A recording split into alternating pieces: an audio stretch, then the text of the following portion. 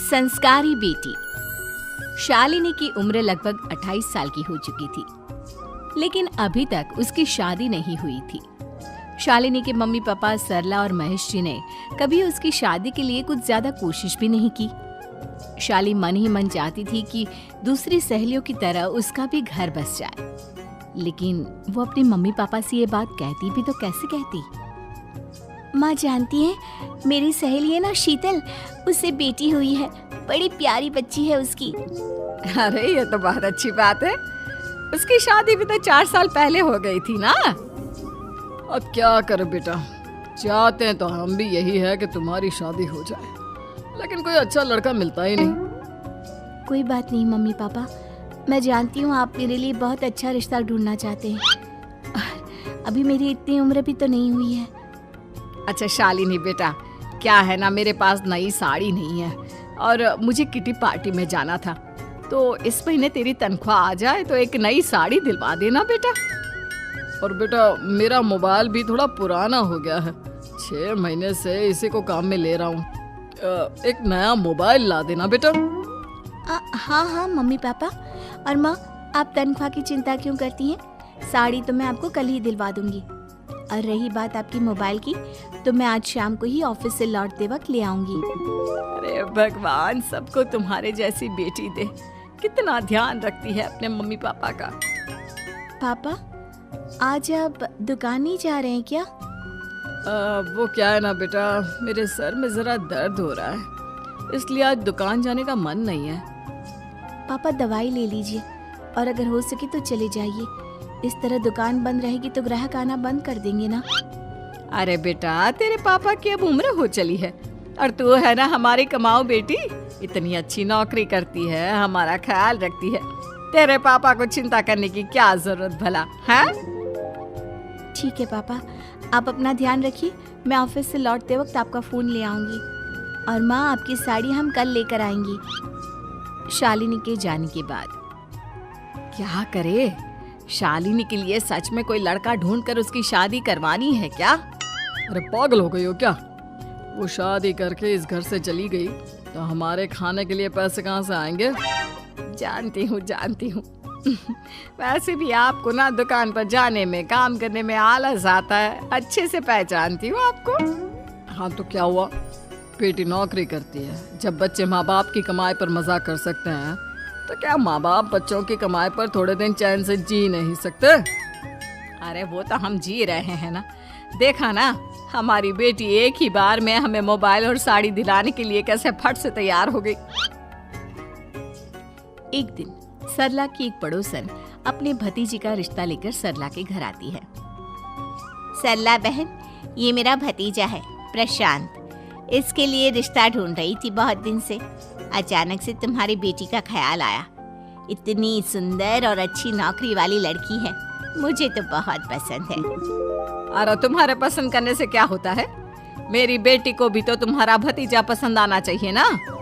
हाँ, ऐसे थोड़ी ना कि तुम्हें हमारी लड़की पसंद आ गई और हमने रिश्ता कर दिया। मेरा भतीजा बहुत बड़ी कंपनी में जॉब करता है। अंकल जी, मैंने आपकी बेटी को देखा है और वो मुझे बहुत पसंद है। हाँ, तुम्हें तो पसंद है, लेकिन हमें भी तो उससे एक बार पूछना पड़ेगा ना। तो बुलाइए ना शालिनी को, उससे पूछ लेते हैं कहाँ है वो। ऑफिस गई है और उसको आने में अभी देर लगेगी। लेकिन तभी शालिनी ऑफिस से आ गई। ये लीजिए, शालिनी भी आ गई। अब आमने सामने ही बात कर लेते हैं। आओ आओ शालिनी बेटा, इससे मिलो। मेरा भतीजा प्रशांत प्राइवेट कंपनी में अच्छी जॉब करता है। अब बेटा तुम्हें ये लड़का पसंद है क्या? देखो बेटा, सोच समझ कर हाँ करना, तुम्हारे ऊपर कोई जबरदस्ती नहीं है। मम्मी पापा, प्रशांत की जॉब और उसकी बातें सुनकर मुझे तो काफी अच्छा लगा। मैं उससे शादी करने के लिए तैयार हूँ। ये लो, सारा मामला यहीं के यहीं निपट गया। लड़का और लड़की राजी हैं, तो अब हमें क्या। सरला की पड़ोसन और प्रशांत वहाँ से चले जाते हैं। अगले दिन, क्या हुआ मम्मी पापा, आप इतने उदास क्यों लग रहे हैं? वो क्या है ना बेटा, तुमने शादी के लिए हाँ कर दी उस लड़के के साथ। तो क्या हुआ माँ, उस लड़के में कोई खोट है क्या? आपको वो पसंद नहीं? अरे नहीं नहीं बेटा, जिसमें तुम्हारी खुशी उसमें हमारी खुशी। हमें भी लड़का पसंद है। तो फिर क्या बात है? अगर कुछ भी है तो आप मुझे बता सकते हैं। तुम्हारी माँ ये सोच सोच कर परेशान है कि तुम्हारे बाद हमारा क्या होगा। तुम हमारी इकलौती बेटी हो, हमारा बुढ़ापा कैसे कटेगा।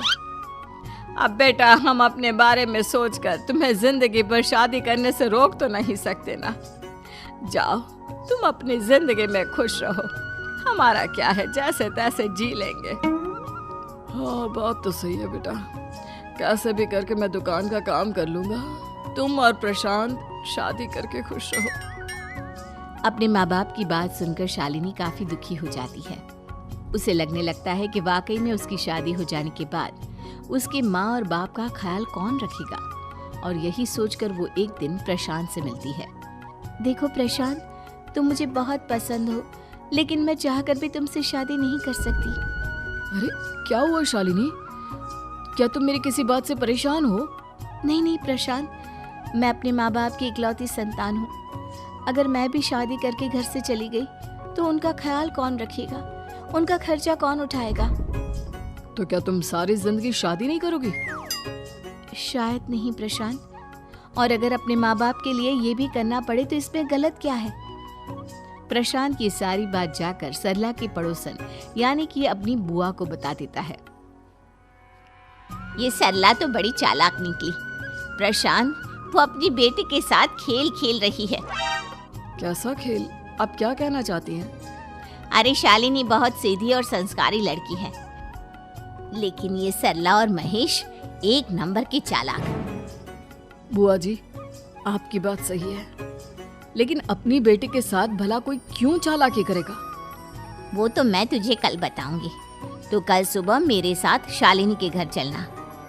और फिर अगले दिन। क्या हुआ सरला बहन, तुम्हारी बेटी ने तो शादी के लिए मना कर दिया। अब पता नहीं बहन जी क्यों मना कर दिया। हम तो चाहते थे कि बेटी की शादी धूमधाम से करें। हमारी तो बहुत इच्छा थी कि शालिनी की शादी प्रशांत के साथ हो जाए, लेकिन अब क्या करे, वही नहीं चाहती। आंटी जी, शादी के बाद मुझे अपने माँ बाप की बहुत चिंता रहेगी। उनका ख्याल कौन रखेगा? और इसलिए मैं प्रशांत तो क्या, किसी से भी शादी नहीं करना चाहती। अंधी हो गई हो क्या माँ बाप के प्यार में? पहले जरा अपने माँ बाप से सच तो पूछ लो। कैसा सच? यही सच शालिनी, कि ये तुम्हारे सगे माँ बाप नहीं है और तुम इनके लिए सिर्फ पैसे कमाने का एक जरिया हो। अरे अरे, ये तुम क्या कह रही हो? सच ही तो कह रही हूँ भाई साहब। अब सीधे सीधे अपनी बेटी को अपनी सच्चाई बताओगे या फिर मैं कोई दूसरा तरीका निकालूं? हमें माफ कर दो शालिनी। वो क्या है ना, हमारी कोई औलाद नहीं थी और जब तुम छोटी थी तो हमने तुम्हें गोद ले लिया था। तो इस नाते तो मैं आपकी बेटी ही हुई ना। लेकिन तुम्हें गोद लेने का हमारा सिर्फ एक ही मकसद था कि बड़ी होकर तुम नौकरी करो और हमारे लिए पैसे कमाओ, क्योंकि तुम्हारे पापा को काम करने में बहुत आलस आता है। और ये सच है कि हम ही नहीं चाहते थे कि तुम्हारी कभी भी शादी हो। कोई बात नहीं मम्मी पापा, आपने मुझे गोद लिया, पाल पोस कर बड़ा किया। भले ही उसके पीछे आपका कोई भी इरादा सही, लेकिन मैं आपकी बेटी हूँ। शादी तो मैं प्रशांत के साथ कर लूंगी, लेकिन उसके बाद भी जिंदगी भर आप दोनों का ख्याल रखूंगी। शालिनी की बातें सुनकर सरला और महेश को अपनी गलती का एहसास होता है और वो उससे माफी मांगते हैं। उम्मीद है कि आपको हमारी ये कहानी पसंद आई होगी। कृपया हमारे चैनल को सब्सक्राइब करें और सभी अपडेट्स के लिए बेल आइकन जरूर क्लिक करें। और हाँ, वीडियो लाइक और शेयर करना मत भूलिएगा। Bye bye.